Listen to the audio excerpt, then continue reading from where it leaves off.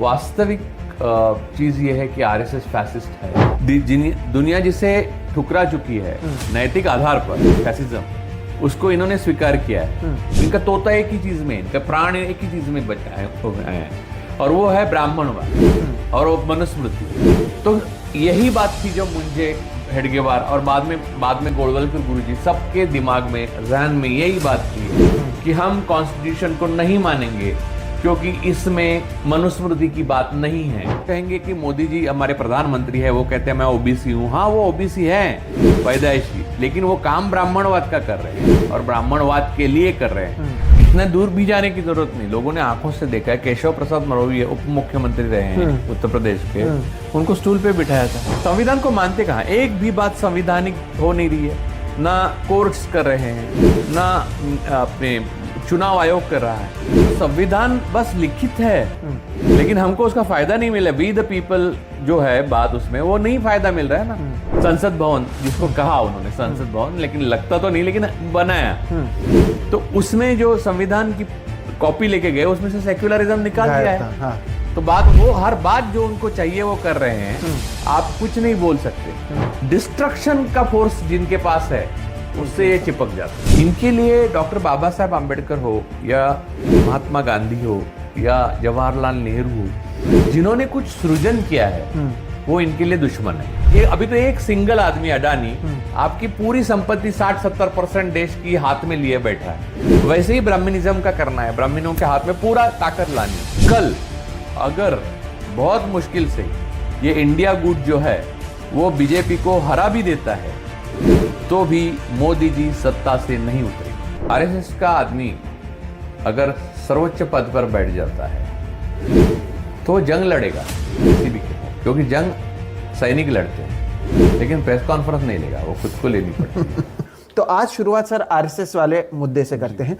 तो शुरू सर इसी से करते हैं कि आरएसएस को अगर आपको डिफाइन करना हो, या आरएसएस के बारे में पिछले एपिसोड में जो एक चीज लोगों ने बहुत बार बार कही थी कि आरएसएस मैदान में नहीं होता है, मन में होता है, जो आपका लाइन था वो लोगों को भी बहुत पसंद आया था। इसी को अगर आगे ले जाएं, आरएसएस अगर आपको किसी लेमैन को बताना होगा आरएसएस का मतलब क्या और उनकी अहमियत 2024 चुनाव में। मैं आपको एक बात बताता हूँ, ये सारी चीज़ों का, इन सारी चीज़ों का बीच एक बहुत महत्वपूर्ण जो चीज़ है इतिहास में, उसमें छुपी हुई है और बहुत सारे लोग जानते भी नहीं हैं। हम फांसीवादी कहते हैं आरएसएस को, फैसिस्ट कहते हैं, तो लोगों को लगता है कि ये जब जस्ट नाम देने के लिए या एक उपाधि देने के लिए ये बोल रहे हैं, लेकिन ऐसा है नहीं। वास्तविक चीज़ ये है कि आरएसएस फैसिस्ट है। एक दल था इटाली में, एकेडेमिया फैसिस्टा डेला फ्रांसेसिना, वो मुसोलिनी ने तैयार किया था, बेनिटो मुसोलिनी ने। वो देखने के बाद रूबरू वैसे ही एक दल बनाने की कल्पना, एक व्यक्ति थे, एक शख्स थे जो पहले कांग्रेसी थे, लेकिन 1920 में तिलक के बाद में जब गांधी जी ने अपने हाथ में तब कांग्रेस की बागडोर संभाली, तो डॉक्टर मुंजे ने कांग्रेस को छोड़ दिया और वो हिंदू महासभा में चले गए आगे। तो वो इटली में बेनिटो मुसोलिनी को मिलने गए थे। तो ये एकेडमी में वो खुद गए और वहाँ देखा उन्होंने बेनिटो मुसोलिनी के साथ, और उन्होंने ये तय किया, वहाँ पर मुसोलिनी ने उनको ये कहा कि इटालियन बेसिकली ऐसे है कि आराम पसंद लोग हैं, लोगों से मिलना जुलना, अपने साथ में जितने लोग हैं उनको मिलजुल कर रहते हैं और साथ में जीना पसंद करते हैं। उनके रोमन हिस्ट्री जो है, उनकी रोम की महान हिस्ट्री, इतिहास जो है, उसके प्रति उनको ऐसा कोई अभिमान नहीं है। आराम से आज का जीना, आज का दिन अच्छा बिताते हैं, बस अच्छे प्यारे लोग हैं। तो वो ठीक नहीं है, ऐसा मुसोलिनी मानता था। उनको अपने प्राचीन जो रोमन साम्राज्य थे उसके प्रति, और सीजर ये खुद बेनिटो मुसोलिनी अपने आप को सीजर मानता था, तो उनके प्रति एक अभिमान होना चाहिए, इसलिए ये सब शुरुआत हुई, ऐसा कहा। तो मुंजे बड़े प्रभावित हुए। डॉक्टर मुंजे हिंदू महासभा के थे। अब इसमें एक और बात है, मुंजे ने कांग्रेस क्यों छोड़ी? दो बातों पर, और वो ये सारी बातें रिकॉर्ड पे है। महात्मा जी ने जब कांग्रेस की बागडोर संभाली तो एक ब्राह्मणिकल रूप था जो कांग्रेस का। तिलक महान स्वतंत्रता योद्धा थे, स्वतंत्रता सेनानी थे अपने, लेकिन उनमें वो ब्राह्मणवादी थे, इसमें कोई शक नहीं कि वो ब्राह्मणवादी थे, उस टाइम के हिसाब से होंगे। लेकिन महात्मा जी के पास जब कांग्रेस की बागडोर आई तो उन्होंने दो चीजें ऐड की, एक नॉन वायलेंस और दूसरा सेक्युलरिज्म।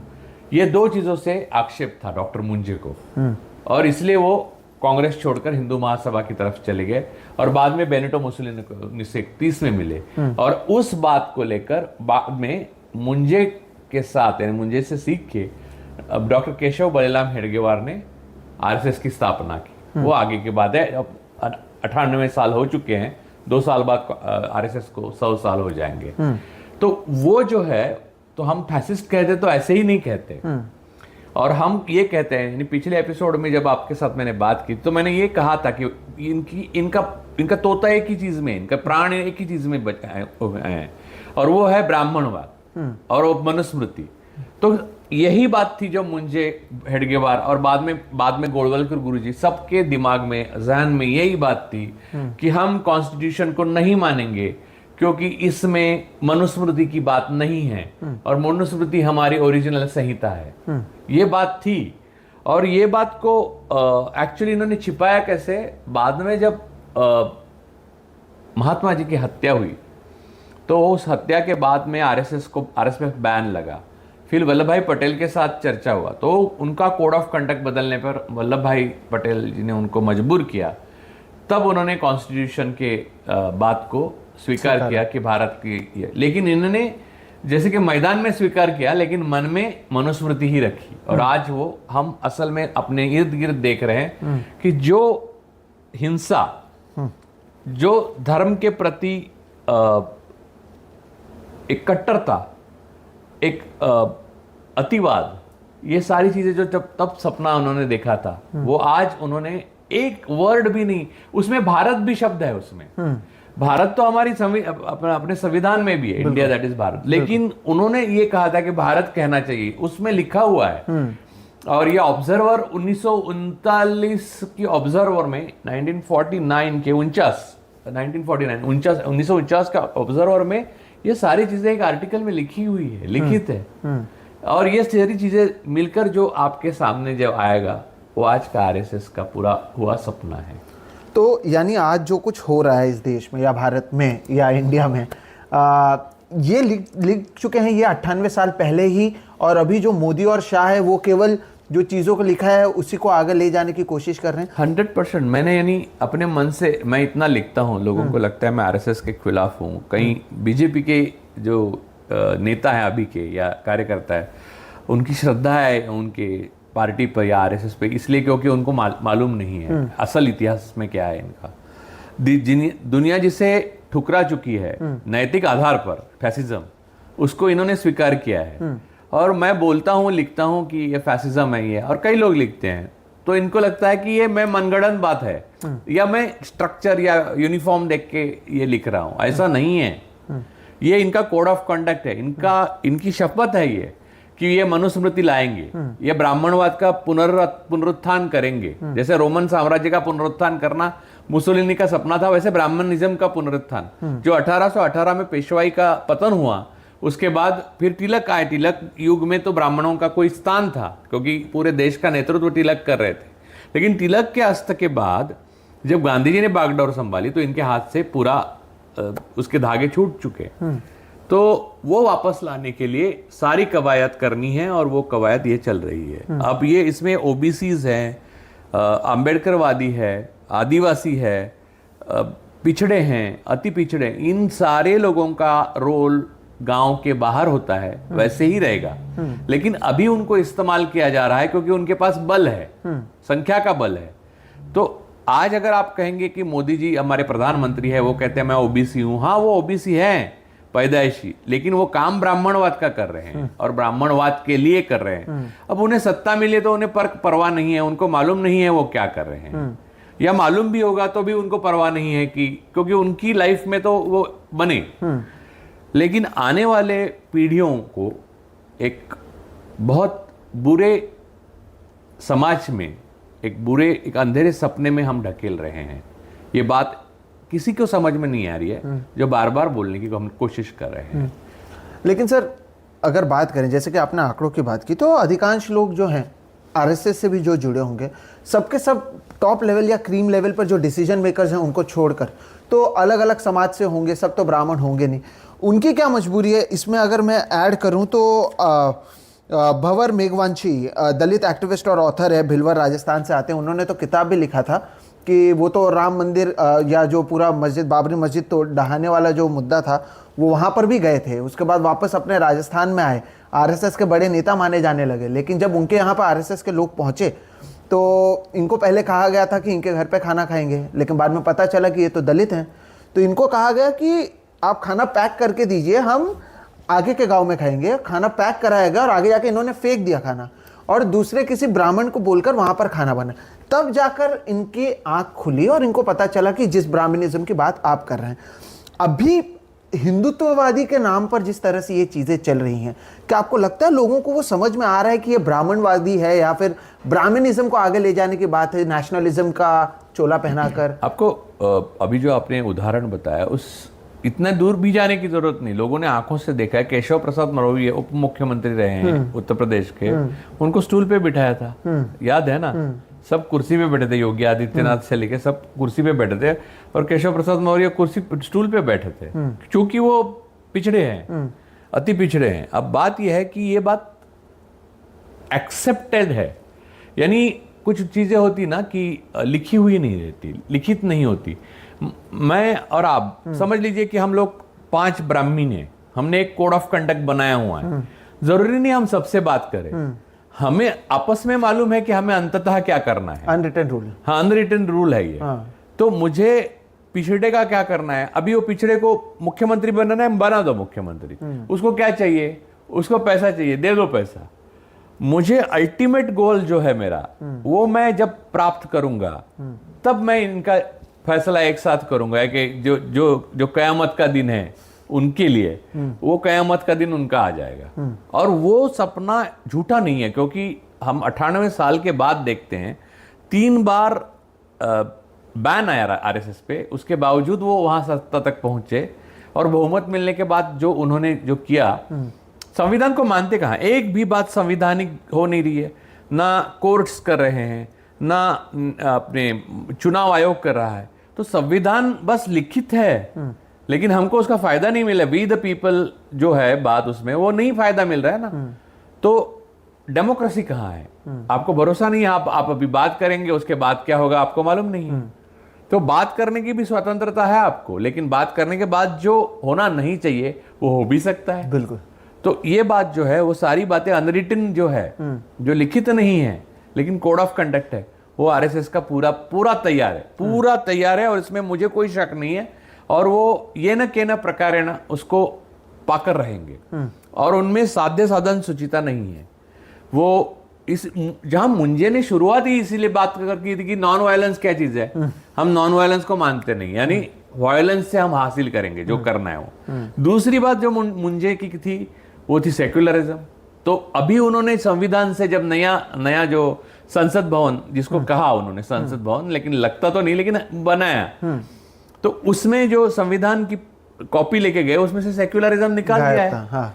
तो बात वो, हर बात जो उनको चाहिए वो कर रहे हैं। आप कुछ नहीं बोल सकते। क्या कर रहे हैं आप? हम ऑपोजिशन पार्टीज या दूसरी विचारधारा जो है पैरेलल, वो अभी भी आपस में झगड़ने में वो लगे हुए हैं। उनको समझ में नहीं आ रहा है कि एक ऐसी ब्रूट फोर्स, एक ब्रूटल ताकत के सामने ये लोग हैं कि कब पता नहीं ये खत्म कर देगी इनको सबको, हमको भी, आपको भी।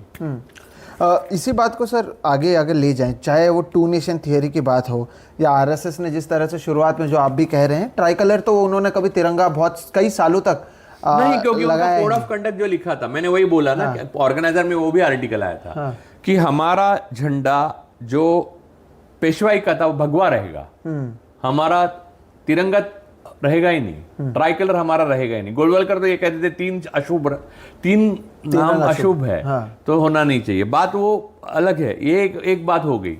लेकिन उन्होंने ब्रिटिशों का साथ दिया, क्योंकि वो चाहते थे कि ब्रिटिश सत्ता के होते हुए अपना बल बढ़ा के रखें अपना बल पूरी तरह से अपना सामर्थ्य जो है वो इकट्ठा करें, ताकि स्वतंत्रता आजादी मिलने के बाद वो सारा सामर्थ्य ब्राह्मणवाद को लाने के लिए हम खर्च कर सके, जो आज कर रहे हैं। और बार बार उन्होंने अपना रूप बदला है। देखिए उनको लेजिटिमेसी, देखिए पहला ऐसा हुआ कि गांधी जी की हत्या हो गई, तो गांधी जी की हत्या के बाद उस समय जो यहाँ के कमिश्नर थे मुंबई के, नगरवाला, तो उन्होंने लिखा भी है कि मुझे यकीन है कि उसमें सावरकर ने साजिश रची थी, बस थोड़ा और मौका मिलता तो वो सबूत इकट्ठे करके, बिना सबूत के आधार पर वो छूटे हैं, निर्दोष नहीं छूटे हैं सावरकर, ये बात समझिए। तो सावरकर और मुंजे ने साथ में काम किया। मुंजे सावरकर के बहुत सावरकर उन विचारों के लिए भी डिपेंडेंट है मुंजे के ऊपर। मुंजे एक आइडियोलॉग थे उनके, जैसे कि हिंदू महासभा के, और सावरकर से पहले मुंजे हिंदू महासभा के अध्यक्ष रह चुके हैं जी। तो डॉक्टर मुंजे, तो ये मुंजे का रोल डॉक्टर बड़ीराम हेडगेवार के पास भी है और सावरकर के पास भी है। बस सावरकर और संघ में बनी नहीं बाद में। मैं आपको एक मजेदार बात बताता हूँ, संघ कितना क्रूर है ये आपको बात बताता हूँ। जबकि सावरकर आज कर रहे हैं ना, सावरकर पे फिल्म, सावरकर पे ये, अब सावरकर क्या थे उसके ऊपर हम कई बार लिख चुके हैं, बात कर चुके हैं, वो तो उसके ऊपर तो अलग जाते नहीं हम लोग, अभी आरएसएस पे चल रहा है। सावरकर खुद परेशान थे आरएसएस से आखिर में, क्योंकि सावरकर जैसे ही गांधी हत्या या इस ऐसे मामलों में या हिंसा की प्रति जो ब्रिटिशों के प्रति पहले वो ब्रिटिशों ने उनको पकड़ा था, ये सारी बातें लेकर आरएसएस नहीं चाहते थे कि सावरकर जैसा कुछ करे। तो सावरकर इतने परेशान हो गए, उनको लगा था आरएसएस हिंदू महासभा की एक यानी जैसे कि स्टॉर्म ट्रूपर्स थे ना नाजीज के, वैसी सेना बनेगी, तो वो ना बन पाई। तो फ्रस्ट्रेट होके आखिर में खुद सावरकर ने दूसरी एक सेना बनाई, उसका नाम राम सेना रखा था। राम सेना, हाँ। तो बात समझिए कि सावरकर और आरएसएस में सब कुछ ठीक नहीं था, वो तो अब आ गया है क्योंकि सावरकर नहीं है, तो इस्तेमाल किया जा सकता है। तो जो देखिए, जो लोग जिंदा नहीं है वो कोई भी प्रातःस्मरणीय हो सकता है आरएसएस के लिए, इस्तेमाल किया जा सकता है। तो भगत सिंह तो लेनिन को मानता था, उनके लिए कुछ फर्क नहीं पड़ता। डॉक्टर बाबा साहब आम्बेडकर ने जब ये संविधान बनाया और मनुस्मृति का दहन किया, तो इन्होंने कहा कि मनुस्मृति का दहन किया ही नहीं जा सकता, क्योंकि उसमें जो भी संहिता है वो हमारी प्राचीन संहिता है और वही इस भूमि की संहिता है, और ये भारत की संहिता है, ऐसा लिखा हुआ है ऑर्गेनाइजर में, और कई बार बार गोलवलकर ने भी लिखा हुआ है। तो आरएसएस के लिए वो कुछ अलग नहीं कर रहे हैं।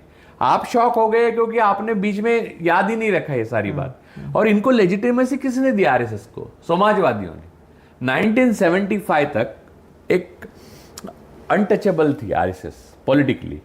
1975 के बाद में ये जो इमरजेंसी के टाइम के बाद जयप्रकाश नारायण जैसे लोगों ने आरएसएस को अपने साथ लिया, जनता पार्टी बनाई, और मधुलिमिया ने पहचाना था ये बात। समाजवादी नेता मधुलिमिया ने ये पहचानी थी। उन्होंने कहा कि दोनों जगह दोहरी सदस्यता जो है, आरएसएस की भी आप सदस्यता रखेंगे, जनता पार्टी की भी रखेंगे, ये नहीं होना चाहिए। हम पहले ही तय किया था कि अपनी सदस्यता नहीं रखे, तो हमने नहीं रखी। प्रजा समाजवादी ऐसा नहीं रखा, जनता पार्टी ही रही। आप आरएसएस भी रखेंगे और यहां रखेंगे, नहीं चलेगा।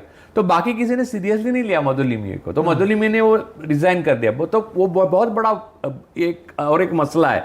आप ठीक से ढंग से देखेंगे तो इतिहास में इसके पूरे बीज है, जो आगे आज हम भुगत रहे हैं। वो क्यों भुगत रहे हैं उसका पूरा एक रहस्य है, एक लाइन है पूरी। और वो आप देखेंगे तो शॉक हो जाएंगे कि आप कोई इतना प्लान करके कैसे हमें नर्क तक पहुंचा सकता है। तो वो आरएसएस ने सही तरीके से पहुंचाया है। आप जागे हुए नहीं थे, वो सोए नहीं कभी भी, आप सोए थे। ये बात प्रॉब्लम है। तो जयप्रकाश नारायण ने कहा कि अगर आरएसएस देशद्रोही है, आरएसएस देश के साथ है, तो मैं भी देशद्रोही हूं। तो लोग भावना में बह गए। असल में जयप्रकाश ने पहली बार आरएसएस को जिंदा किया पॉलिटिकली। तब तक पॉलिटिकली अनटचेबल थी जनसंघ। तो जनसंघ का विलय हुआ जनता पार्टी में, लेकिन आरएसएस अपने आप रही। तो यही बात थी दोहरी वो सदस्यता की, जिसमें मधुलिमिया का आक्षेप था। तो आगे जाके जनसंघ का भारतीय जनता पार्टी बना। वो क्या नाम कुछ भी बदलो, अब बजरंग दल है, फिर विश्व हिंदू परिषद है, फिर हिंदू स्वयंसेवक संगठन है अमेरिका में, तो दुनिया भर में फैले हुए। अब ये ऑक्टोपस है। अब आप इसको देखेंगे तो, लेकिन ऑक्टोपस मैंने बोला कितना भी बड़ा राक्षस हो उसका एक तोता होता है, वो है ब्राह्मणवाद और मनुस्मृति, वहां ध्यान दो। तो ये वहां पर अगर आप ध्यान देंगे तो इनको बहुत गुस्सा आएगा और ये हिल जाएंगे। बाकी उनको कुछ भी आप करो, उनको कुछ फर्क नहीं पड़ने वाला। वो आपको ज्यादा से ज्यादा कहेंगे कि आ जाइए कभी आरएसएस में 10 दिन आके देखिए, आरएसएस आपको बाहर से नहीं समझेगी, आप अंदर से समझने की कोशिश भी मत कीजिएगा। सर, इनके और इतिहास और बाकी चीज़ों पे जाने से पहले अब जो एक चीज़ जिसके बात आपने बार बार की कि वो फोकस तो रहे अपने मुद्दों को लेकर, चाहे वो हम कितने भी नकारे, एक जिस तरह से आप देखेंगे कि ग्राउंड लेवल पर उनके लोग मौजूद हैं, भले ही वो दिखते नहीं हो, या फिर वो जितने डेडिकेटेड हैं अपने मुद्दों को लेकर, मनुस्मृति को लेकर, ब्राह्मणिज्म को लेकर, ये जो दूसरी पार्टियां या दूसरे विचारधारा वाले लोग हैं उनमें उस तरह का डेडिकेशन दिखने नहीं मिलता है जिस तरह का डेडिकेशन आरएसएस के कैडर में, आरएसएस के लोगों में। वो स्लो पॉइजन है, लेकिन मतलब जनरेशंस खप जाए फिर भी वो अपना आइडियोलॉजी के लिए जा रहे हैं। ये सारी चीजें बाकी पार्टीज में क्यों नहीं है, या आरएसएस में इतने डेडिकेशन कहां से आई है? बाकी जो बिना आरएसएस के है ना, वो इंसान है, वो जिंदा है, ज़ॉम्बी नहीं है, या फिर वो कोई मशीन नहीं है। जब यूनिफॉर्म में आप एक साथ कवायद करते हो तो आप एक इंडिविजुअल ह्यूमन नहीं रहते, आप में एम्पैथी और ह्यूमैनिटी खत्म हो जाती है। आप उस संगठन का हिस्सा, उस मशीन का हिस्सा बन जाते हो, आप एक रोबो बन जाते हो, और बस आपको जो डिवीजन ऑफ लेबर दिया है, जो काम दिया है, उतना आप करोगे। आपने कहा कि ये दाभोलकर देश का शत्रु है, इसको रखना नहीं चाहिए, तो दाभोलकर रहना नहीं चाहिए, पानसरे रहना नहीं चाहिए, कलबुर्गी रहनी नहीं चाहिए, द गौरी लंकेश करने। और सबसे बड़ी बात यह है कि जो बाकी है वो संगठन इसलिए नहीं कर सकते क्योंकि बचे हुए लोग हैं, क्रिएटिव है। ये डिस्ट्रक्टिव फोर्स है, ये बेसिक डिफरेंस है। इंसान इंसानियत के लिए, सृजन के लिए पैदा हुआ है, उसके जीवन का उद्देश्य ही सृजन है।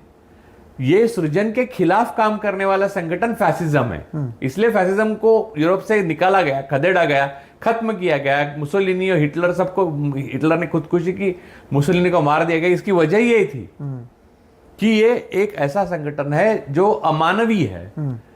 मानवीय सारी मूल्य जो है उनको ये कुचल कर रखता है और अपने इतिहास को, अपने पुराणों को ग्लोरीफाई करता है और इंसानों को रोबो बनाता है। और इस बात से पूरे समाज की शांति, एकता, अखंडता, प्यार, भाईचारा और सबसे महत्वपूर्ण सृजन, कला, किताबें, फिलॉसफी, मैथमेटिक्स, विज्ञान, ये सारे के खिलाफ ये काम करते हैं। तो ऐसे रोबो का क्या जरूरत है देश को, समाज को, दुनिया को?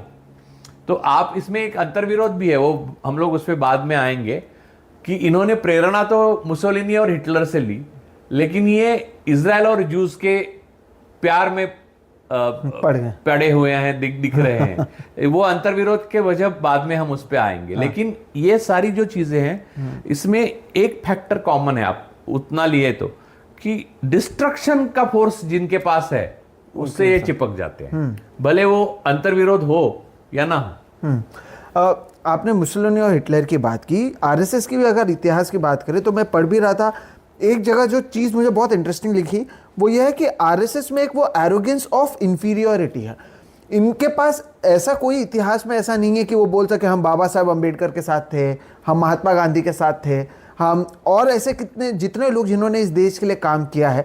आरएसएस में एक सर वो तो इंफीरियोरिटी है कि मैं इनके साथ नहीं हो पाया तो इन्हें बदनाम करो या इनको कम करो। बीच में तो इन्होंने कोशिश भी ये की थी कि बाबा साहब अम्बेडकर को भी ब्राह्मण बताने की कोशिश इनकी ओर से की गई।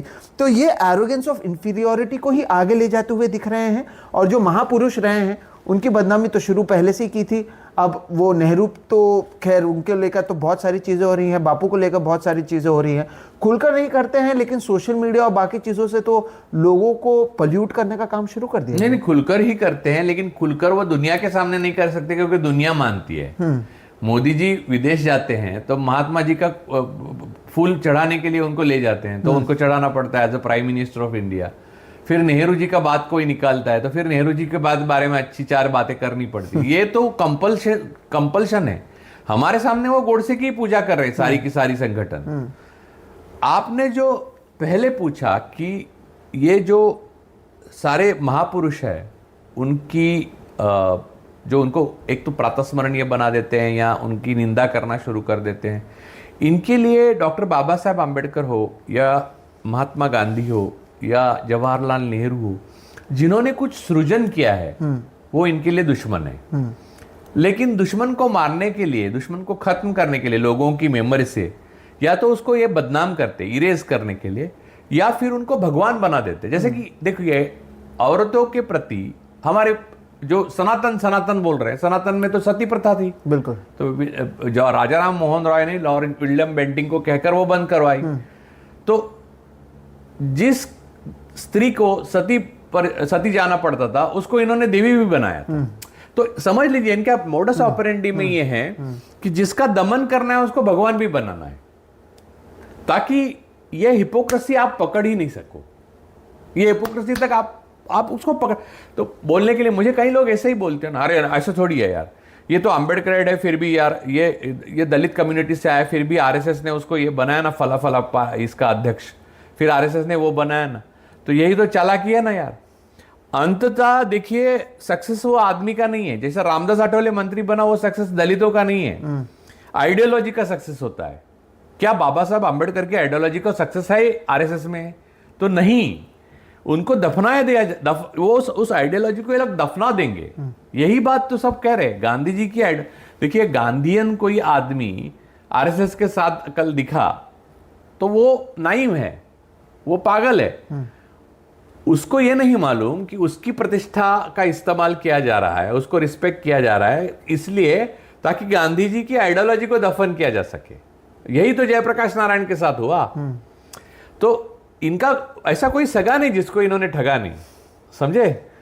तो क्योंकि ये इनकी बात नहीं है, ये फैसिज्म का बेसिक स्ट्रक्चर है। अब आपने जो शुरू में पूछा, एरोगेंस ऑफ इंफीरियोरिटी, ये फ्रेज जो है वो हैरोल्ड लास्की ने यूज की थी। ब्रिटेन के बहुत बड़े विचारक थे, सोशलिस्ट विचारक, और इंडिया के बारे में ही उन्होंने यूज की थी। इंडिया में धार्मिक, हठधर्मी, राइट विंगर और इस तरह से अपने पास्ट को गलत तरीके से ग्लोरीफाई करने वाले जो लोग हैं, उनमें एक तरह का एरोगेंस ऑफ इंफीरियरिटी है। ऐसा हैरोल्ड लास्की का स्पीच है उन शायद 1945 में। तो आजादी देने से पहले वाली बात है ये। तो ये arrogance of inferiority ultimately Bharat को ले डूबेगा, ये उन्होंने कहा था, और वैसे ही हो रहा है। और एरोगेंस ऑफ इंफीरियरिटी क्यों, मैं बताता हूं कि ये तो नंबर 1 से लेके आखिरी, तुम आपके गली में जो बीजेपी का आदमी है या आरएसएस का आदमी, उसमें दिखती है। जब सत्ता आई तो ये क्यों दिखती है?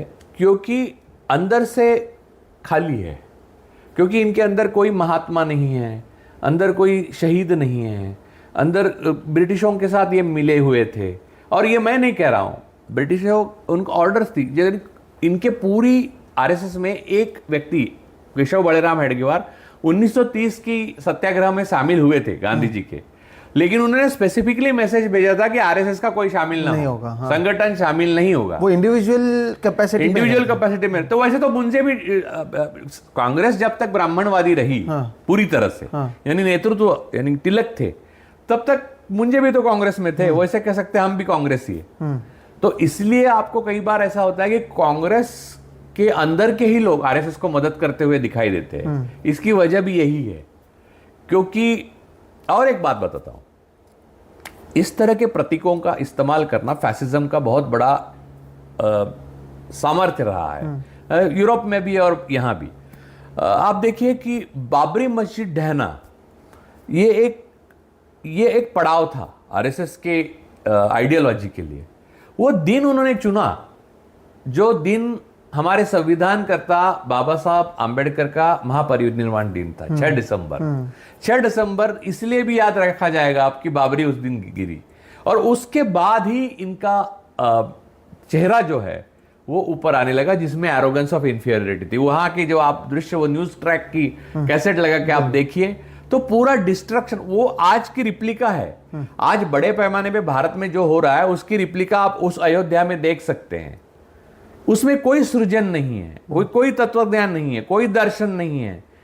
और सारे जो अडवाणी साहब थे, उमा भारती, सबके चेहरे पे वो एक बिभत्स खुशी दिखाई दे रही है। यही खुशी उनको जब एक महात्मा गांधी जी की हत्या हुई तब उनको हुई थी। ये सबको मालूम है ये चीजें। तो ये बात है कि ये बात हम अब भारत और हिंदुस्तान, इंडिया जो है वो, और आरएसएस से यानी बीजेपी यानी बीजेपी के नेता के साथ है वो क्रोनी कैपिटलिज्म, अडानी, ये सबके साथ इसको जोड़ दिया गया है।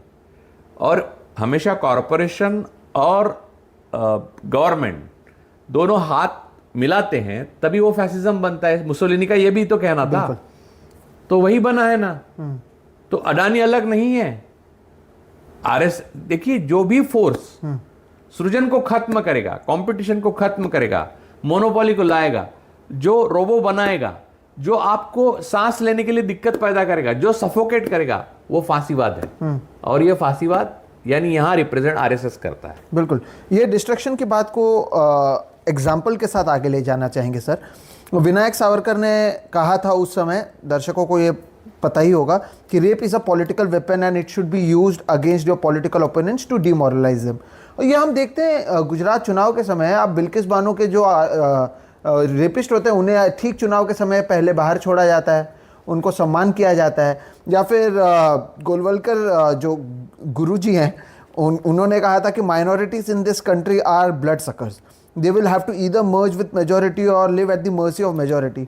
ये तो हमने देखा ही ना, सीए एनआरसी में वही तो करने की कोशिश कर रहे हैं। नहीं, गोलवलकर ने, आपने सही कहा, लेकिन उसमें आगे है। गोलवलकर ने 3 दुश्मन बताए, यानी 4, यानी आपके दुश्मन कौन है स्पेसिफाई किया है। Muslims, Christians, communist, liberals, intellectuals. तो ये सारे दुश्मन हिटलर के भी थे, मुसोलिनी के भी थे। यानी उन्होंने वो क्रिश्चियन और उसके जगह उन्होंने यहूदियों को डाल दिया। तो आप डालिए, देखिए बाकी इंटेलेक्चुअल्स, लिबरल, और आप देखिए खालिद उमर से लेके अरुंधति रॉय तक सारे लोग आ जाते हैं। गौरी लंकेश से लेके पानसरे से लेके दाभोल तक तो सारे लोग आ जाते हैं। और यहाँ पर एक जाति व्यवस्था की अलग इसमें एक कुछ परतें हैं जो ऐड की गई है, जो मेन फाउंडेशन है आरएसएस का, जो इनके फांसीवाद का, देसी फांसीवाद का वो फाउंडेशन जाति व्यवस्था है। तो हिंदू कोई धर्म नहीं है। मैं फिर एक बार कहना चाहता हूं, ये तो सबने मान लिया, सुप्रीम कोर्ट ने तक मान लिया, हिंदू धर्म नहीं है, ब्राह्मण धर्म है, बाकी सारी जातियां हैं। आपको किसी भी दूसरे धर्म से आदमी को कन्वर्ट किया गया तो हिंदू धर्म में कन्वर्ट नहीं कर सकते। पहली बात तो आप जबरदस्ती कन्वर्ट कराएंगे तो किस जाति में कराएंगे, वो कहां लिखा हुआ है? आप दिखाइए मुझे, श्रुति पुराण कहां लिखा हुआ? कहीं भी लिखा नहीं है। आप पैदा होते ही आपका तय होता है भविष्य कि आप ब्राह्मण हो तो आप उच्च हो, और आप दलित हो, अति पिछड़े हो तो आपको शूद्र माना जाएगा। आपका खाना लेके जब फेंक देंगे और बाद में ब्राह्मण से बना के खा लेंगे। यही भविष्य है, और यही इस देश का भविष्य बनाना चाहते हैं। संविधान खत्म हो जाएगा अगर ये रहेंगे तो, और आगे जाकर मनुस्मृति आ जाएगी, इसमें कोई शक। उन्होंने लिख के रखा है ऑर्गेनाइजर्स वगैरह, यानी इतनी किताबें गोलवलकर गुरुजी ने खुद लिखा है, मुंजे ने लिखा है, और ये ऐसा डिसोन नहीं करते किसी को, उन्होंने अस्वीकार नहीं करते इन बातों को। उनको तो वो सरदार पटेल ने एक बार अस्वीकार करने पे मजबूर किया था, वो बात अलग है। लेकिन बाद में जैसे 75 के बाद लोग, नई पीढ़ियां आई तो भूल गई, इनके साथ हाथ मिलाया, लेकिन इन्होंने भूला नहीं था, लोग भूल गए थे, और अब भी वो चल रहा है। तो जो आप कह रहे हैं कि आरएसएस को छोड़ के बाकी दुनिया अगर 60% भी हो तो भी वो कामयाब इसलिए नहीं होगी क्योंकि तो बिखरी हुई है, और बिखरी हुई इसलिए है क्योंकि वो क्रिएटिव है, वो कंस्ट्रक्टिव है, वो कुछ खड़ा करना चाहती है, वो देश खड़ा करना चाहती है, वो खुली में सांस लेना चाहती है, और सबसे बड़ी बात वो आजादी चाहती है, जो आरएसएस नहीं देगी आपको। लेकिन फिर उन्होंने जो ब्राह्मणिज्म है उसको हिंदुइज्म बताकर, जिस तरह से अब ये बताया गया हिंदू खतरे में है, ये तो खैर बहुत समय से चल रहा था, हिंदू खतरे में, हिंदू खतरे में। अब प्रधानमंत्री हिंदू हैं, जो पार्टी है वो हिंदुत्व की बात करती है, हिंदुत्व को लेकर इतनी सारी चीजें, और फिर भी हिंदू खतरे में। और मुसलमानों की संख्या हिंदुओं की तुलना में कुछ ऐसी बड़ी भी नहीं, बिल्कुल कम हुई है। लेकिन वो तो प्रोपेगेंडा के तहत बता ही रहे हैं कि हर जगह पर बढ़ रहे हैं, और एक तरफ दुनिया बोल रहा है कि पॉपुलेशन अरे कंट्रोल में पॉपुलेशन होना चाहिए। 140 करोड़ है। ये चाहते हैं कि और बच्चे पैदा हो ताकि देश के लिए लड़ सके। तो ये जो तो 80 करोड़ भूखे हैं उसमें और बढ़ सके। खैर वो मानते नहीं है कि भूखे हैं, वो तो उसको भी क्वेश्चन करते हैं, जो चीज़ उनके खिलाफ जाती है उससे क्वेश्चन कर रहे हैं वो। लेकिन ये जो सर हिंदुइज्म का गार्ब पहनकर ये सारी चीज़ें कर रहे हैं, ब्राह्मणिज्म का, इसे दूसरे जाति के लोग क्यों मान पा रहे हैं, या वो इससे बाहर क्यों नहीं निकल पा रहे हैं? इतनी सारी किताबें हैं आपने जैसे कहा, या बंच ऑफ थॉट्स में अगर पढ़ लें, या बाकी चीज़ों में जो चीज़ें सामने आई हैं, लोग पढ़ना नहीं चाहते हैं कि लोग जानबूझकर बेवकूफ़ बन रहे हैं कि इन्हें बेवकूफ़ बनाने आता है जिसकी वजह से लोग बेवकूफ़ बनते हैं? सर ये आर्कटाइप है, इस देश का एक आदिबंध कहते हैं ना, वो है ये। क्योंकि बुद्धिज्म के उदय और विकास के बाद ऐसा हुआ था इस देश में एक बार कि ये जाति व्यवस्था चरमरा गई थी। सारा यहाँ का स्ट्रक्चर था वो बुद्धिस्ट होने लग गया था। उसके बाद एक पॉइंट पे मौर्य का साम्राज्य खत्म हुआ और पुष्यमित्र शुंग आया। उन्होंने बुद्धिस्टों के सारे मठ तोड़ दिए, मूर्तियां तोड़ दी, और कहीं हमारी आज भी मूर्तियां हैं, जैसे विट्ठल, कहीं कहीं आप देखिए देवी की, वो बुद्ध मूर्ति है। आप ठीक ठाक करके देखेंगे तो बुद्ध की मूर्ति है। तो बुद्धिज्म को पूरी तरह से इन्होंने यहां से ध्वस्त कर दिया, क्योंकि वो समता लाना चाहता था। तो अंबेडकर जी ने वही बात तो पकड़ी ना, समता लाना चाहता था। इनको समरसता चाहिए। समरसता का मतलब ब्राह्मण श्रेष्ठ है और उसके प्रति सब समरस हो, यह समरसता का अर्थ है। तो ये चाहते थे कि समरसता आए, और बुद्ध चाहते थे समता आए। तो समता वाली बात जो अंबेडकर संविधान और बुद्ध कहते हैं, वो ये नहीं चाहते। अब रही बात बाकी जातियों को, ये समझती नहीं।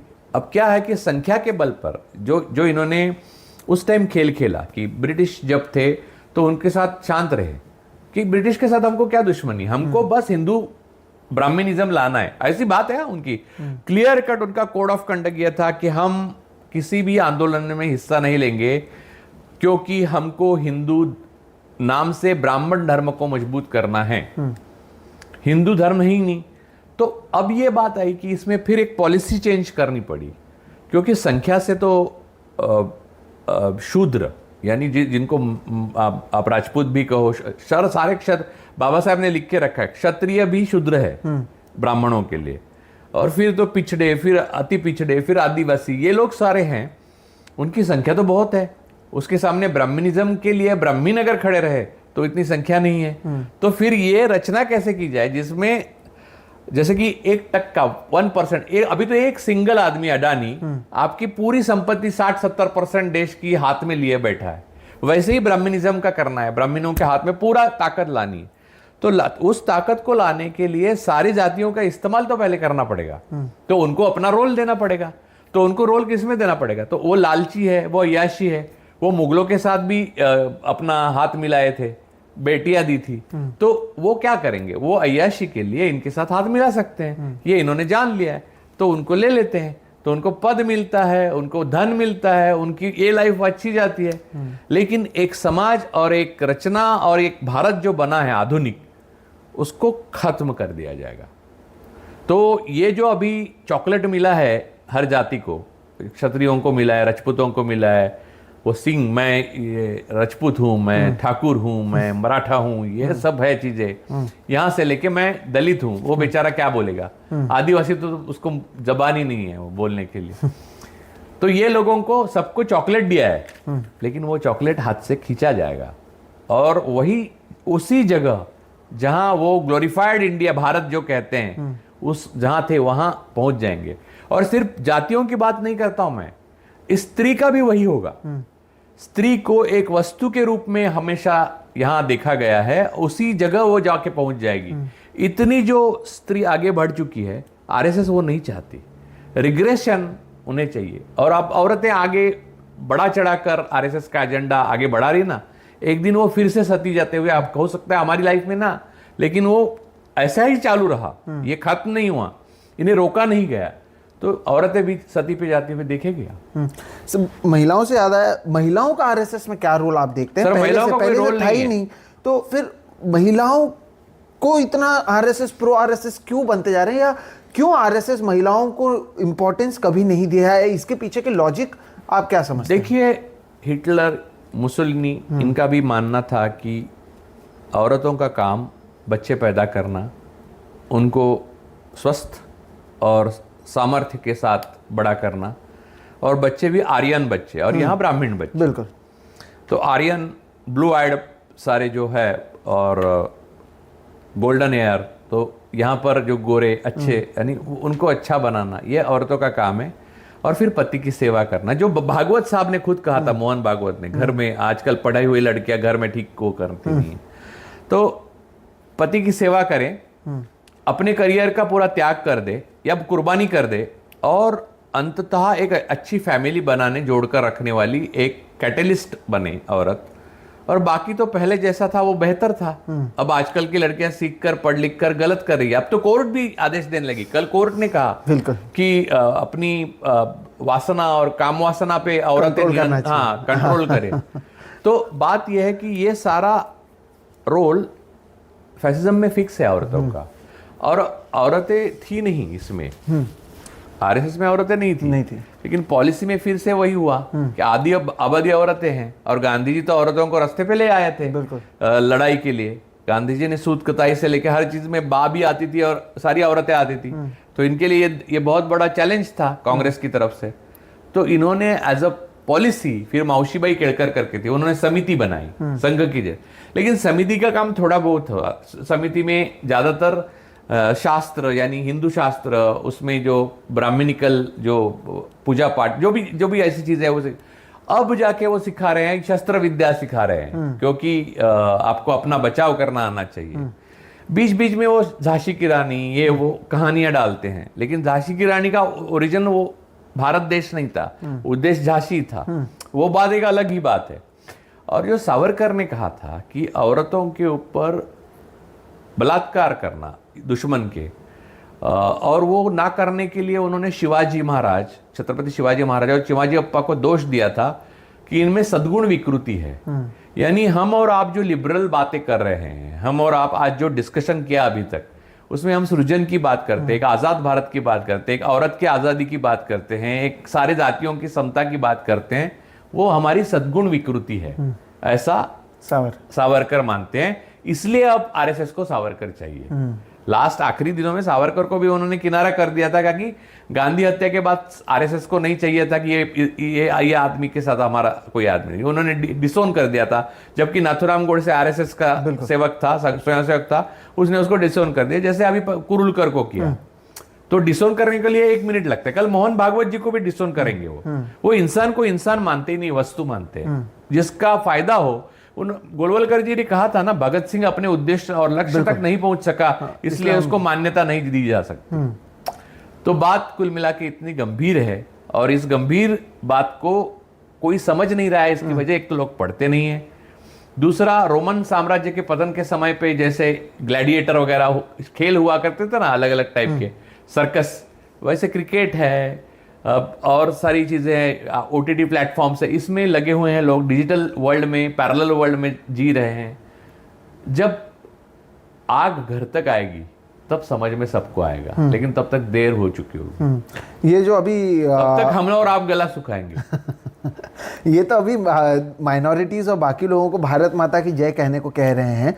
सावरकर तो खुद इसे पितृभूमि कहते थे। वो तो इतने एंटी फेमिनिस्ट कहें या इतने पुरुष सत्ताक थे कि वो तो इसे पितृभूमि ही कहते थे, कभी तो मातृभूमि वो कहते भी नहीं थे सावरकर। सावरकर पूरी तरह से मैस्कुलिन उसके ये थे, और आरएसएस भी है। सावरकर का वो बात जो है पितृसत्ताक, वो आरएसएस में भी है।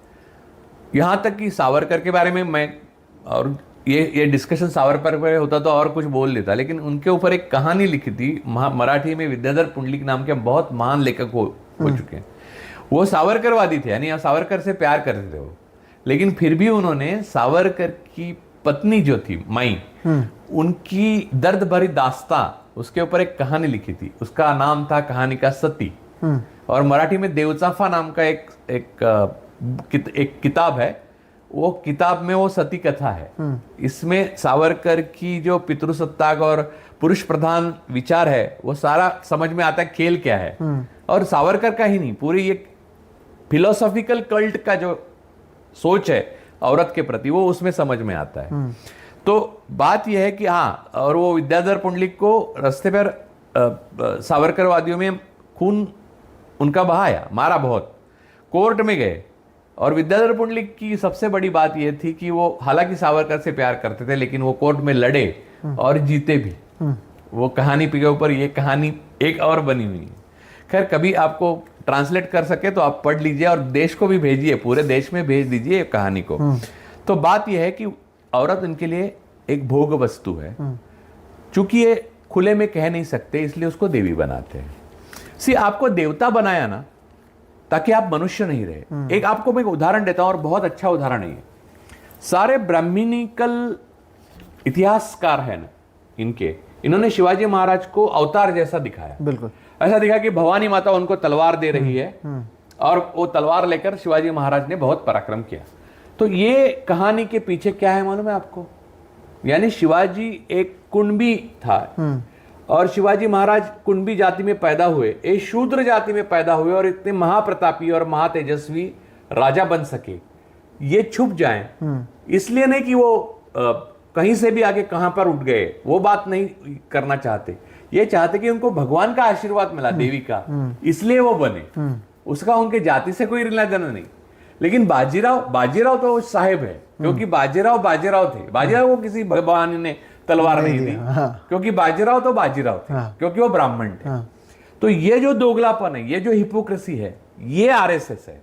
और इसको आप समझेंगे, जितना जितना ज्यादा समझेंगे उतना उतना आप डर जाएंगे कि हम किसके हाथ में अब पड़ गए हैं। लेकिन अब तो आरएसएस हर जगह पहुंच गया। आपको शाखे पे जाने की जरूरत नहीं है, आपके टीवी पर है, आपके व्हाट्सएप पर है। आपका कलेक्टर भी होगा, हाँ। आपका डीएम भी होगा, आपका एसपी भी होगा, जजेस होंगे, पुलिस होंगे, कमिश्नर होंगे।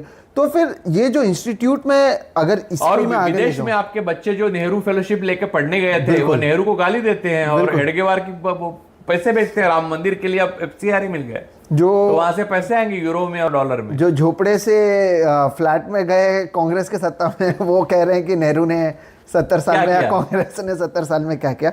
लेकिन सर, अपने लोगों को इन्होंने जिस तरह से धीरे धीरे, अगर इस पर आप एग्जाम्पल के साथ समझा सकें, जो मुझे जानकारी है कि ऐसे ऐसे इंस्टीट्यूट में डालना या ऐसी जगहों पर रखना जहां से ज़्यादा लोगों को ये अपनी तरफ आकर्षित कर सके, इस काम को इन्होंने जब शुरू की थी तब भी शायद इन्होंने भी नहीं सोचा होगा कि इतने आगे पहुंच जाएंगे।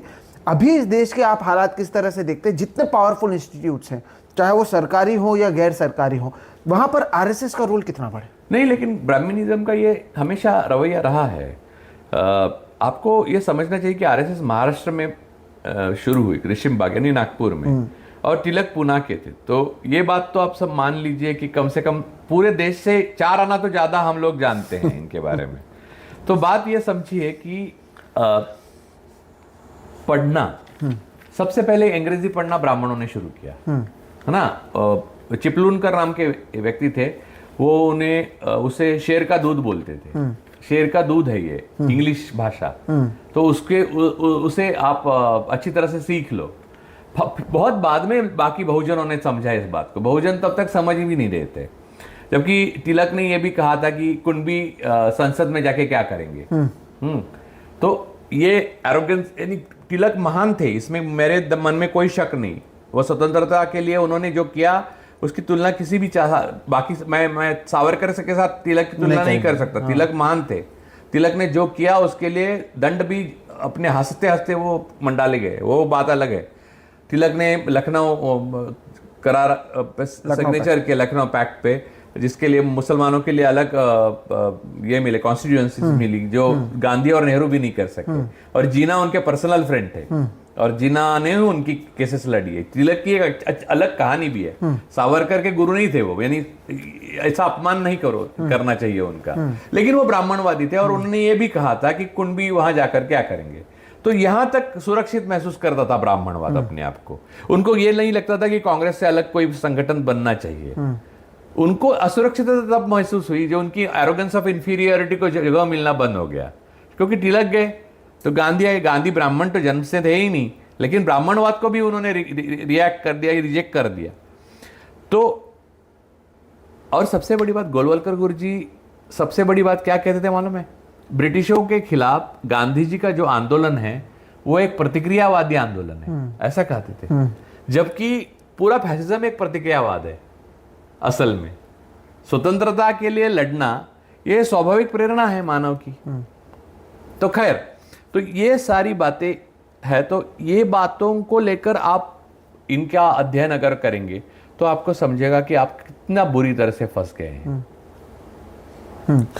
अब अगर बंच ऑफ थॉट्स नहीं, और एक बात आपने बोली, उसका मैं जवाब देना रह गया कि विदेश में भेजना, वही बात को, उस रेखा को आगे लेके जाइए कि इंग्लिश जैसे पहले पढ़े वैसे इन्होंने समझा अभी अपने पास बल कम है, मौका क्या है, अपने बच्चों को विदेश भेजना शुरू करो, क्योंकि कांग्रेस का राज है, सही सभी जगह कांग्रेस का बहुमत है, तो अभी यहाँ आरएसएस का बड़ा आंदोलन या सत्ता नहीं आने वाली, तो वहां से काम शुरू करे, तो वहां भेजा। तो अब वहां पर यूएस में, यूके में, हर जगह पर अपने उनके गढ़ हो चुके हैं, वहां से पैसे आते हैं आरएसएस को, आरएसएस के ऑर्गेनाइजेशन को। अब तो राम मंदिर के लिए भी आएंगे। वो लड़के हैं, वो लड़कियां हैं यहां से जो गई है, जो कांग्रेस के काल में गई। तो बहुजनों का जब सत्ता आती है तो बहुजनों को अपने उद्देश्यों के प्रति सावधान नहीं थे और ना रहे। 5000 सालों का इतिहास है इस देश का, और ब्राह्मण 5000 सालों का इतिहास है, सत्ता हो या ना हो, वो अपने उद्देश्य, अपने ब्राह्मणवाद के प्रति बड़े सावधान रहते हैं। इनमें, या आप कहें जब हिंदू महासभा की बात करें तो बहुत सारी चीज़ें कॉमन आपको नहीं लगती हैं, जो चाहे वो राइट विंग हिंदू हो या फिर राइट विंग मुस्लिम हो, उनमें ये चीज़ें कि सिंध में ये साथ में आते हैं सरकार बनाने, जहाँ पर ज़रूरत पड़ती है टू नेशन थियरी में एक दूसरे के साथ में रहते हैं। फिर जब जो मुस्लिम यहाँ पर रह जाते हैं भारत में, या जो चूज़ करते हैं कि मैं भारत में रहूँगा, उनके खिलाफ जो द्वेष 1947 से शुरू हुआ वो तो आज तक जारी है। अब ये जो द्वेष इतना आगे बढ़ रहा है कि काउ विजिटलिज्म दिख रहा है, या हम देख रहे हैं कि किस तरह से रास्ते पर मॉब लिंचिंग हो रहा है, आगे और कितना देखना बाकी है जब तक आरएसएस का पूरा एजेंडा, या वो जब तक या तो वो पूरा कर नहीं लेते या वो खत्म नहीं हो जाते। अब जिस तरह से चीज़ें बढ़ रही हैं वो खत्म होते हुए फिलहाल तो नज़र नहीं आ रहे। तो और क्या कुछ इस देश को देखना है जब तक वो अपना एजेंडा को या मनुस्मृति को नहीं ला देते। तो ये रास्ते पर इसी तरह से हम देखेंगे मुस्लिम द्वेष, क्रिश्चियन द्वेष, या गणपति के समय मस्जिद के बाहर डीजे बजाना, या जब ईद का समय हो तब नफरत फैलाना। तो ये सारी चीज़ें कभी खत्म होंगी या नहीं होंगी आने वाले सालों में? नहीं होगी। तो नॉर्मलाइज हो जाएगा ये न्यू नॉर्मल है, जैसे न्यू इंडिया। क्योंकि ये रास्ते पर गलती से नहीं आए हैं, ये भूल नहीं है, या ये गलती नहीं है, ये निर्णय है। और देखिए, लिंचिंग हो या फिर जैसे कि एक मुस्लिम औरत का बलात्कार किए हुए लोगों को छोड़ देना हो, या फिर ऐसे लिंचिंग किए हुए लोग बाहर आने हुए फूल लेके, फूलों के गुच्छे लेकर लोग पहुंचते हैं बीजेपी के, ये सारी चीज़ें गलती होती है क्या? एक गलती हो सकती है। 9 साल में आज तक 90,000 चीज़ें ऐसी हुई होगी, 9 लाख भी हुई होंगी। तो ये गलती नहीं है, ये निर्णय है, इनका डिसीजन है। एक भी व्यक्ति अंदर नहीं गया आज तक बीजेपी का, एक भी।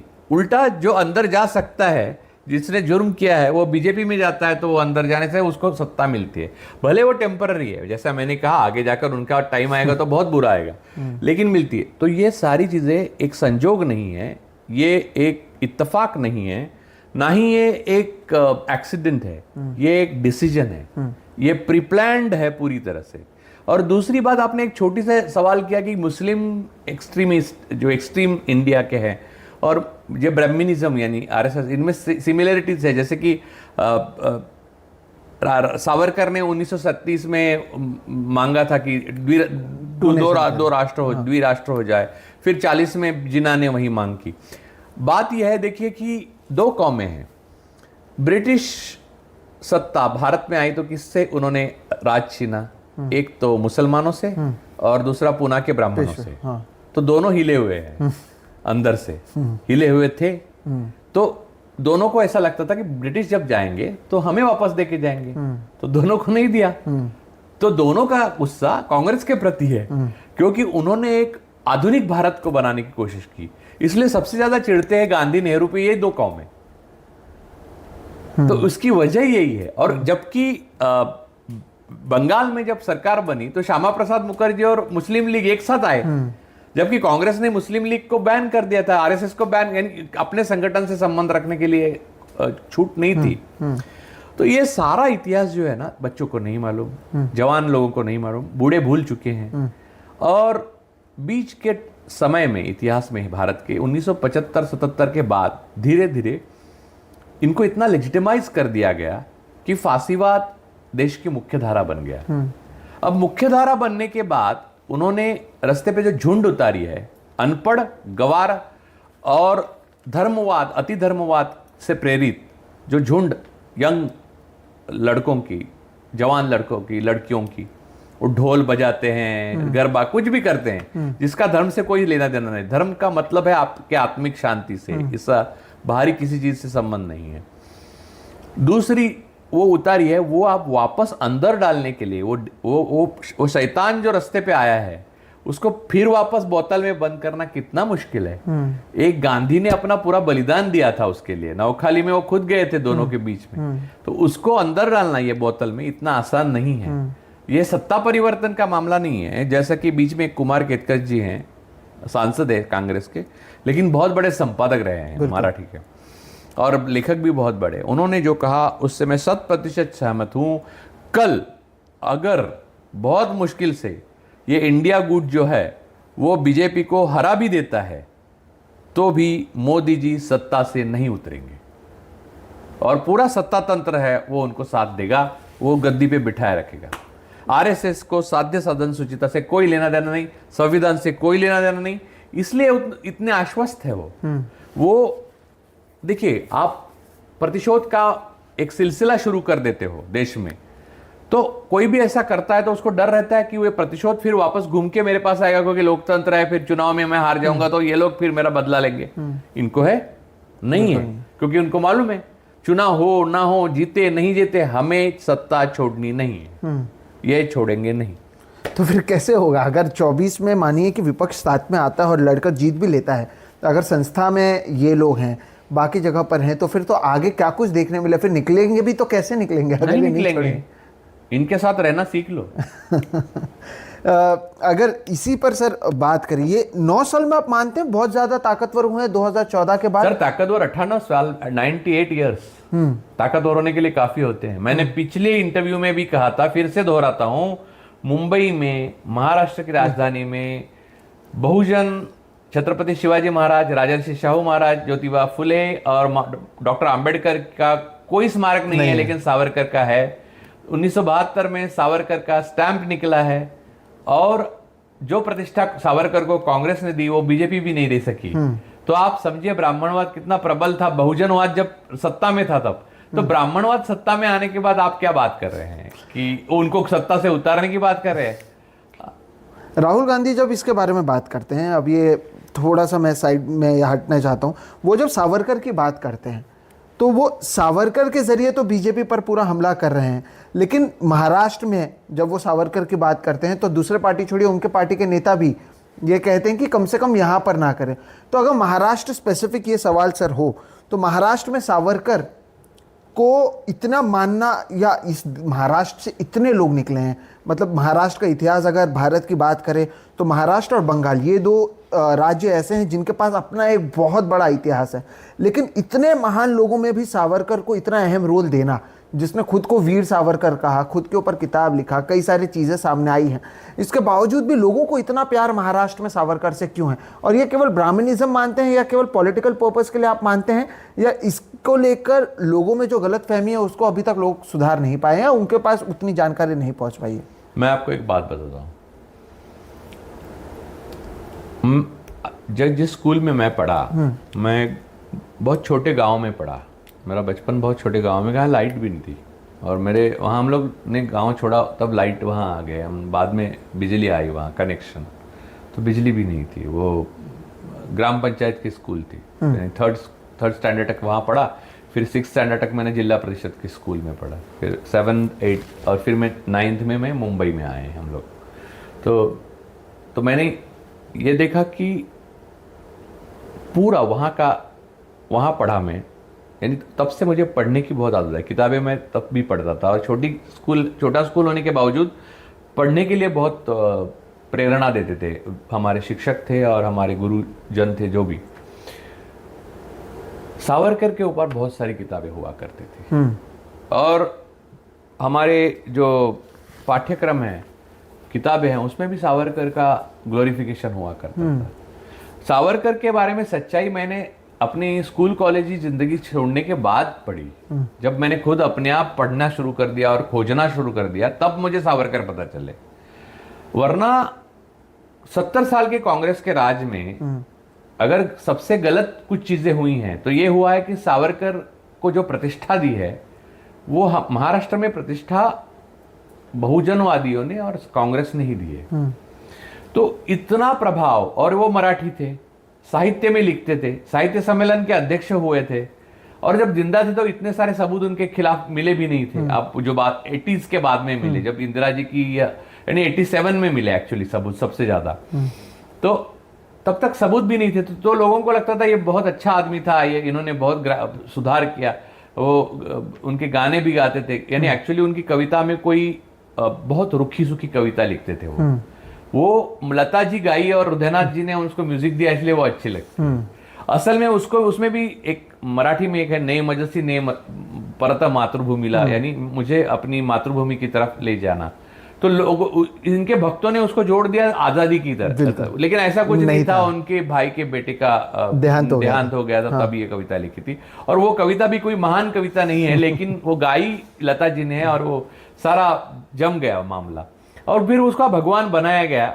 ऐसे भगवान आज भी हम बनते हुए देखते हैं। एक बाबा बनता है तो आपने देखा बागेश्वर में कैसा बाबा देखते देखते आपके आंखों के सामने बना।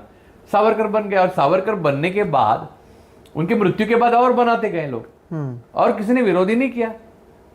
तो महाराष्ट्र में क्या हुआ कि बाल ठाकरे को हिंदू हृदय सम्राट कहना शुरू कर दिया, बाला साहब को हिंदू हृदय सम्राट, और फिर बाला साहब सावरकर की बातें कहने लगे।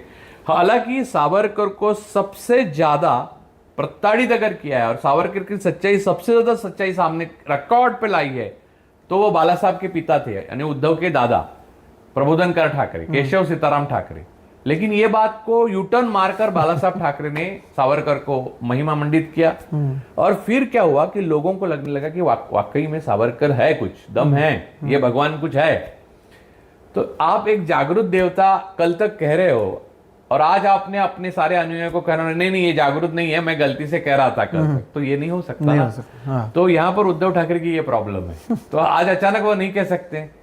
और उद्धव ठाकरे की नहीं, ये शरद पवार की भी यही प्रॉब्लम है। हर किसी की ये प्रॉब्लम है कि हर किसी ने एक भाषण तो सावरकर पे अच्छा किया ही है, बड़े साहित्यकार हो, समाजवादी हो, कांग्रेसी हो, कोई भी हो, तो वो मुड़ नहीं सकता। पवार भी वो मुद्दे को टाल देते हैं, क्योंकि इन लोगों ने, सबने सावरकर पे एक अच्छा भाषण तो किया है, कुछ तो लिखा है।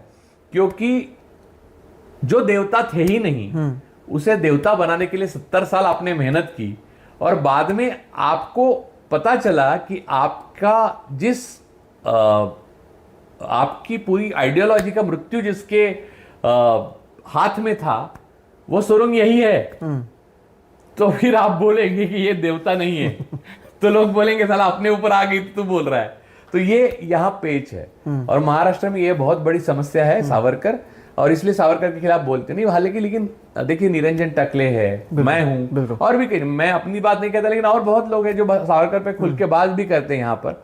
लेकिन हालांकि लता दीदी के पिता भी सावरकरवादी थे, और ये तब उन लोगों को मालूम नहीं था। उन लोगों को लगता था वहां काला पानी सचमुच कुछ किया होगा। सावरकर ने खुद का चरित्र खुद ही लिखा, और उसमें जो भी लिखा वो सच माना लोगों ने। इतने लोग, देखिए लोग प्यार करते थे, जो भी स्वतंत्रता के लिए, आजादी के लिए थोड़ा बहुत कुछ करता था वो। लेकिन सावरकर तिलक नहीं थे। तिलक वो चीज थे जो अपना, तिलक का अपना लोहा था।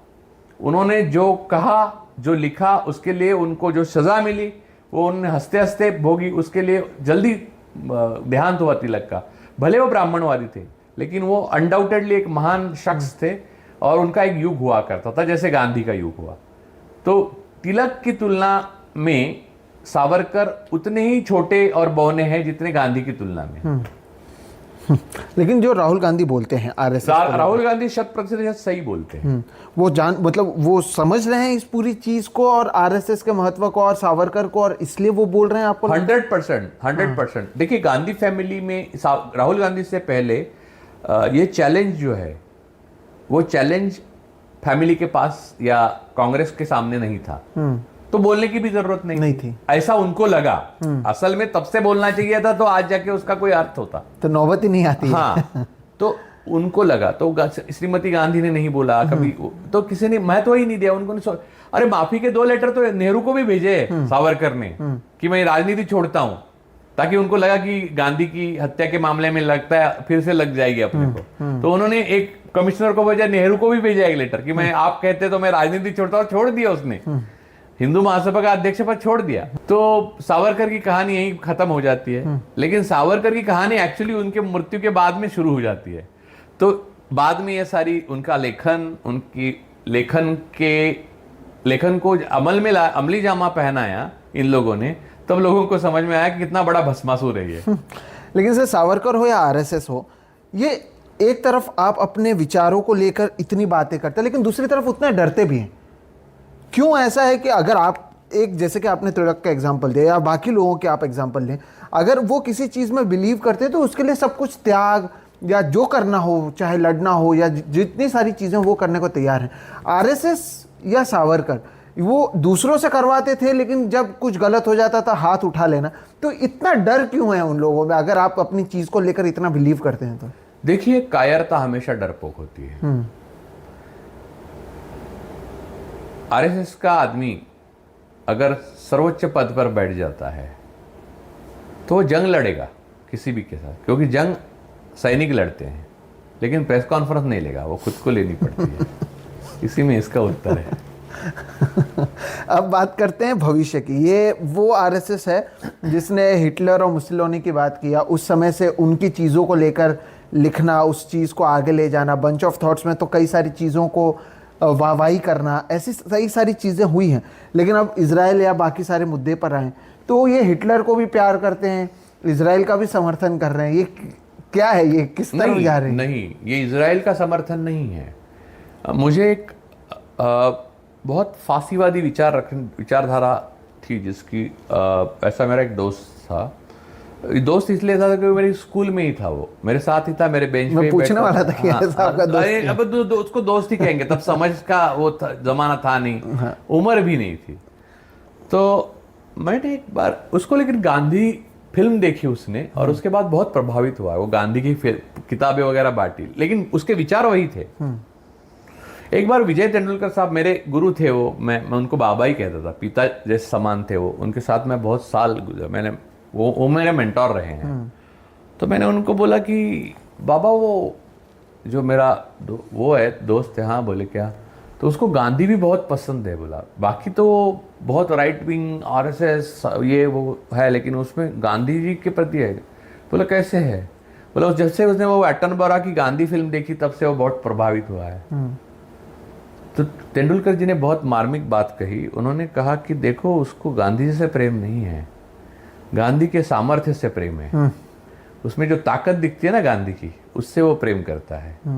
तो हिटलर की ताकत को प्रेम करते हैं, इजराइल की ताकत को प्रेम करते हैं। ताकत आपके पास हो तो आपसे भी प्रेम करेंगे। आज आप ताकत नहीं है, आज निर्बल है, तो आज का दमन करेंगे। खलीद उमर निर्बल है इसलिए दमन कर रहे हैं, और नेतन्याहू के पास ताकत है तो उसका पूजन कर रहे हैं। इतनी सिंपल बात है। और साथ ही साथ मुस्लिम द्वेष तो है ही वहां पर। हाँ नहीं, अब मुसलमान वो तो एक कॉमन एनिमी टाइप से उन्होंने दिखाया है, लेकिन इजराइल की जो जनता है वो भारत की जनता की तरह मुसलमानों का द्वेष नहीं करती। इजराइल बेसिकली 80% पीपल वो कोएग्जिस्टेंस चाहते हैं, भले वो अपने धर्म के प्रति बहुत प्यार करते हो, लेकिन डेमोक्रेसी तो है ना। हर्ट्स में रोज आज एडिटोरियल नेतन्याहू के खिलाफ आ रहे हैं, नेतन्याहू रिजाइन करो। हमारे यहाँ वॉर चल रहा होता, समझ ले, आप कल्पना करिए, और आप प्रधानमंत्री से रोज इस्तीफा मांग रहे हो, एडिटोरियल ऐसे लिख रहे हो, मुमकिन है? बिल्कुल नहीं। कल इजराइल मुसलमान का द्वेष नहीं करता। देखो, यहूदी, क्रिश्चियंस और मुस्लिम्स, ये तीनों अब्राहमिक रिलीजन है। तीनों का मूल पुरुष तो अब्राहम है, समझ गए।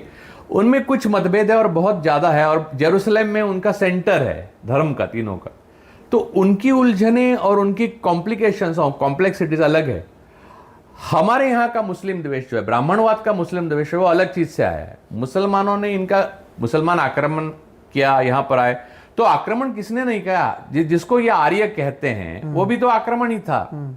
आदिवासी छोड़ के कोई भी यहाँ का नहीं सही है, बात। तो आप कितना पीछे जाओगे। तो बुद्धों की मूर्ति भी आपने तोड़ी, तो असल में वो बाबरी मस्जिद की जगह राम मंदिर नहीं, बुद्ध की मंदिर होना चाहिए, क्योंकि राम तो वाल्मीकि का कैरेक्टर है। समझ गए आप? राम हम भगवान मानते हैं क्योंकि वो एक ऐसे अवतार पुरुष के रूप में हमारे सामने चित्रित किए गए हैं।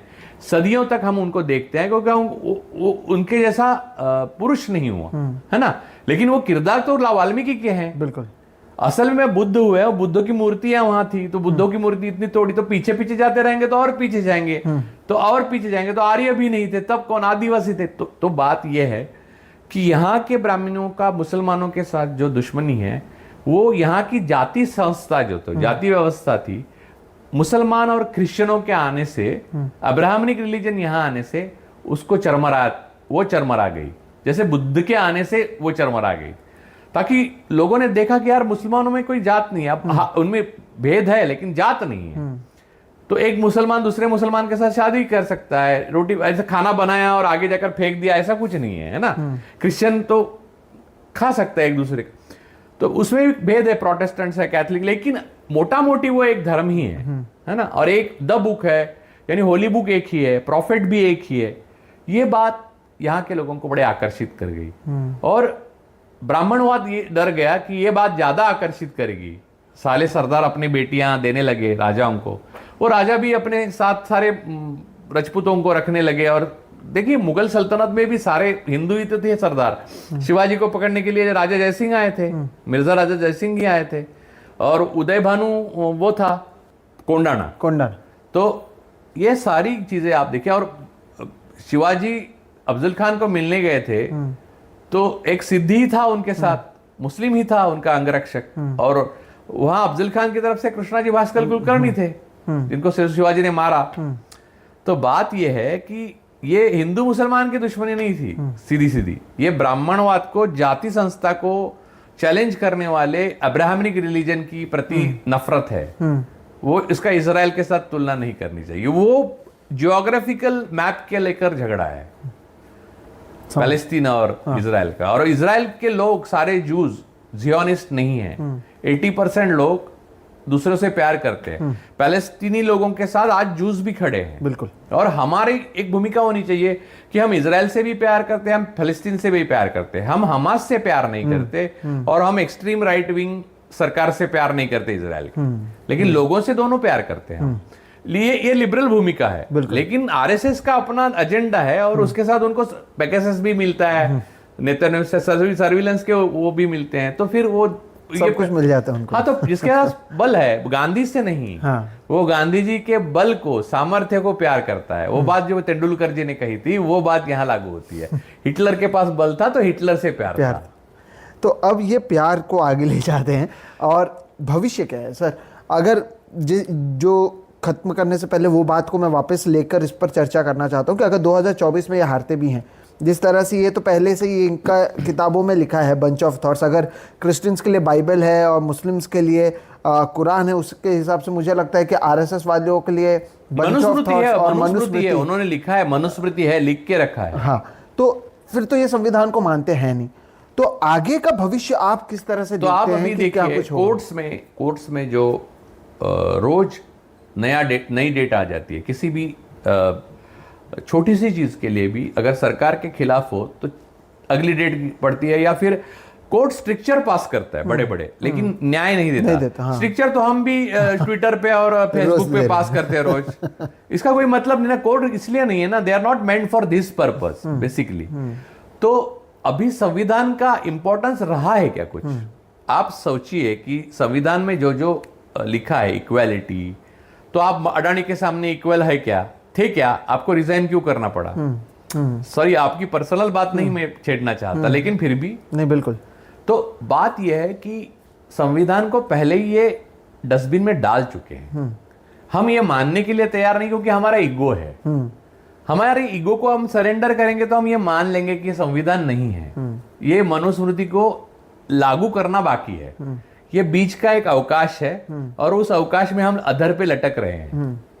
तो फिर इसकी लड़ाई कैसे है, या फिर इससे लड़े कैसे? जो लोग संविधान को नहीं मानते हैं और जो दूसरे लोग हैं जो संविधान के आधार पर चीज़ों को करते हैं, वो कैसे लड़ेंगे ऐसे लोगों से? असरकार गांधी जी ने तो कहा था अहिंसा, असहकार, सत्याग्रह, ये सारी चीजें तो है। लेकिन ऐसे आज के जमाने में सर आप तो इसको नेल्सन मंडेला भी मानते तो हैं? लड़े थे। हाँ, Nelson Mandela, Martin Luther king junior, ये भी तो इसी हथियारों से लड़े थे। और नेल्सन मंडेला हालांकि 2008 तक CIA और अमेरिका के टेररिस्ट की लिस्ट में थे, है ना। 25 साल के लिए उनको उम्र कैद हुई थी और अंदर थे, तब भी वो गांधी जी पे विश्वास रखते थे। देखिए, गांधी जी का रास्ता लंबा है, चलने के लिए मुश्किल है, लेकिन सत्य का रास्ता वही है। और दुनिया में 3 चीजें कभी खत्म नहीं होती, सूर्य, चंद्र और सत्य। हाँ। लेकिन लोग तैयार हैं? आपको लगता है कि लोग वो कठिन रास्ता अभी जिससे शुरू किया था उस पर खत्म करूंगा, OTT में फंसे हुए हैं, अपने अपने IPL में फंसे हुए हैं, मैच में फंसे हुए हैं, या इस सारी चीज़ों में फंसे हुए हैं? तो जब हम पढ़ते हैं, एक समय ऐसा था जब जो देश का युवा था या जो देश का यूथ था वो बहुत आगे बढ़ चढ़कर हिस्सा लेता था और चीज़ें बदलती थी। अब जो मेजॉरिटी हैं, जो माइनॉरिटी या जिनके ऊपर कोई भी किसी प्रकार की परेशानी नहीं हो रही, वो तो मस्त हैं, वो तो खुश हैं, तो वो क्यों इसमें हिस्सा लेंगे? या क्यों आपको लगता है कि ये जो सारी चीज़ें हैं वो आगे लोग लड़ेंगे? आप क्या मानते हैं इसे? 2 चीजें मैं बताता हूँ। लड़ना जरूरी इसलिए है क्योंकि फांसीवाद इनह्यूमन चीज है, अमानवीय नृशंसता का नाम फांसीवाद है। उसके खिलाफ आपको चॉइस नहीं है, आप इंसान हो तो लड़ना चाहिए। आपको हारना है या जीतना है ये आपको तय नहीं करना है, या आपको मालूम भी नहीं है, आपको लड़ना है, ये पक्का है। आप इंसान हो तो एक बात।